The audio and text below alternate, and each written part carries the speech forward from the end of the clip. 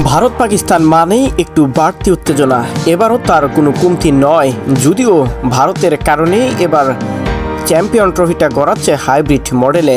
কিন্তু ভারত যে চিরকালই পাকিস্তানের উপর খেপাচ্ছিল আর পাকিস্তানও ঠিক একই রকম প্রতিক্রিয়া জানাচ্ছিল, সেটা সকল ক্রিকেট প্রেমীরই জানা। চ্যাম্পিয়ন ট্রফিতে নিজেদের দ্বিতীয় ম্যাচে মাঠে নেমেছিল ভারত এবং পাকিস্তান। দুদলই ইতিমধ্যে এক ম্যাচ করে খেলে ফেলেছে। ভারত একটায় জিতেছে, পাকিস্তান হেরেছে একটা। তাদের দ্বিতীয় ম্যাচে ভারতের কাছে যদিও আশার আলো দেখতে ছিল প্রথম থেকে, কিন্তু বাবর আজমের উইকেট পড়ার পর পাকিস্তান একের পর এক যেন ভেঙে পড়ে দলটি। ভারতের হয়ে সবচেয়ে বেশি গুরুত্বপূর্ণ অবদান রাখেন দ্বিতীয় উইকেট নেওয়া অক্ষর প্যাটেল।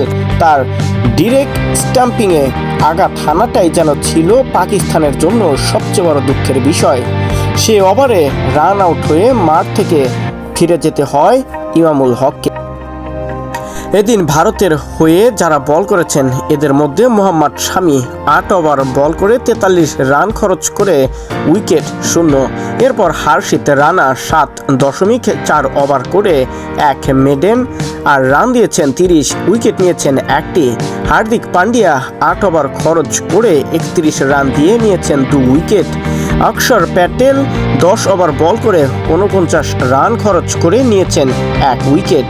যদিও এভাবে তারা খুব একটা উইকেটের পতন ঘটাতে পারেনি, কিন্তু মাঝ পথে এসে মোহাম্মদ রিজন যেভাবে তার ব্যাটিং অর্ডারটা দেখাচ্ছিলেন, হয়তোবা সেখানে আরও একবার আশার আলো দেখতে ছিল পাকিস্তান, কিন্তু সেটাও আর সম্ভব হয়নি বেশিক্ষণ। তিনি আউট হওয়ার পর যেন দলের ব্যাটিং অর্ডারটা এক প্রকার ভেঙে পড়ে, আর করেছেও সেটা। ভারতের হয়ে এদিন যেভাবে রান আউট আর বোলিং তোপের মুখে পড়েছে, সেটা সত্যি দুঃখজনক ছিল পাকিস্তানের জন্য। মাত্র 241 রানেই আটকে যেতে হয় পাকিস্তানকে। এই রিপোর্টটি তৈরি করা হয়েছে প্রথম ইনিংস শেষ হওয়ার পর।